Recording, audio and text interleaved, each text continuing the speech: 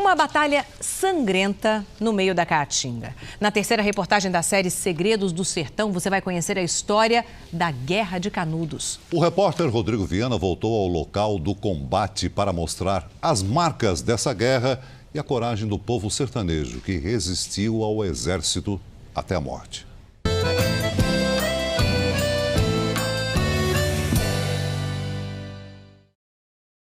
A imagem lembra um campo de refugiados na África, mas o olhar assustado é de brasileiros. A foto mostra os poucos sertanejos que sobreviveram ao massacre de Canudos há mais de 100 anos. O arraial, comandado por Antônio Conselheiro, foi destruído pelas tropas federais.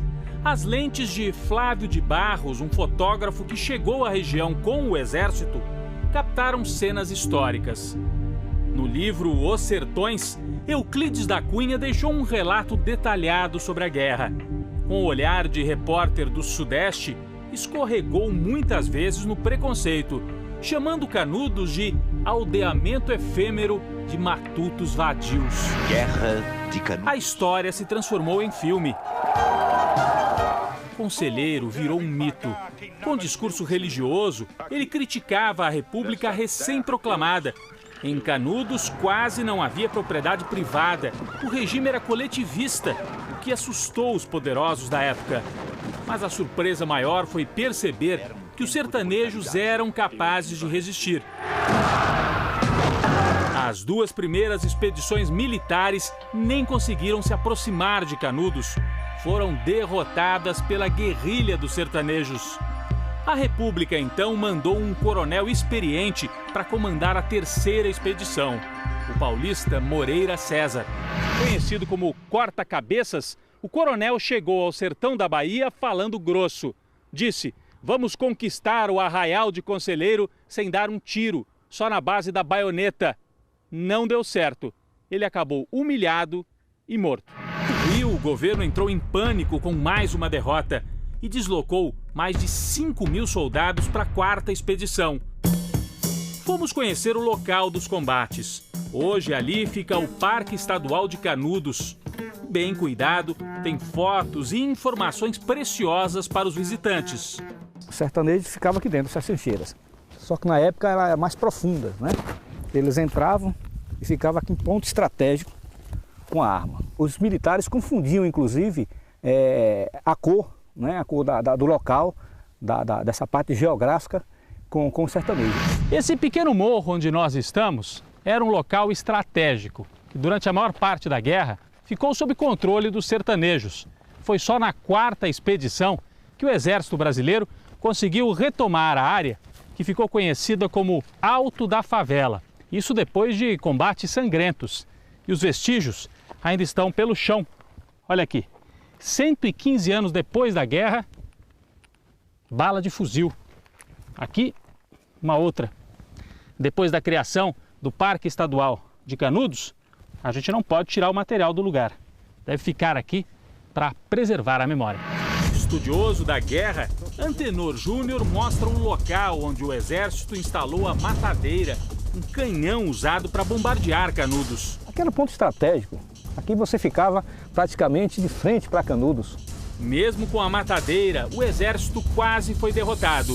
O ministro da Guerra em pessoa, Marechal Bittencourt, se deslocou para o sertão e comandou as ações. Conselheiro acabou morrendo alguns dias antes do fim dos combates. Mas os sertanejos não se renderam. Hoje, em Monte Santo, uma cidade próxima, repousam lado a lado na praça a matadeira usada contra o povo, o busto do ministro Bittencourt, que comandava o exército, e a figura gigantesca de Conselheiro. Ele perdeu a guerra, mas ganhou fama. Jorge nasceu em Canudos e passou a infância ouvindo histórias sobre a coragem dos sertanejos que resistiram até o fim. Trouxe o neto para conhecer a região. Seus filhos e netos, tá bom? E eu tive a felicidade de conhecer o Zé Tramelli, que foi um dos olheiros de Antônio Conselheiro. Um sobrevivente. Sobrevivente, ele me contava muita história. Foi ele que me fascinou, me deixou mais com vontade de conhecer a história. Ele me contou muitas histórias, tem muita coisa que eu vou passar para esse garotinho aqui, que é meu neto. O neto pode aprender que o Alto da Favela não foi apenas um local estratégico nos combates. As tropas federais ficaram acampadas ali em meio à favela, uma planta típica do sertão. Quando os soldados voltaram ao Rio de Janeiro, passaram a chamar de favela todo o morro onde se juntava a população mais simples. Ou seja, em Canudos nasceu o termo, usado hoje no Brasil inteiro. Mas e a Vila de Conselheiro? 10 anos depois do exército destruir tudo, o povo ergueu a segunda Canudos. E essa também sumiu, submersa no açude de Cocorobó. O reservatório, construído na época da ditadura militar, traz esperança para quem mora em região tão seca. Rapaz, aqui nós conseguimos pescar o tucunaré, a traíra, o tilapinho. E se não tivesse o açude aqui? Rapaz, aí ia ficar difícil pra gente, porque aqui, para trabalho aqui, a gente...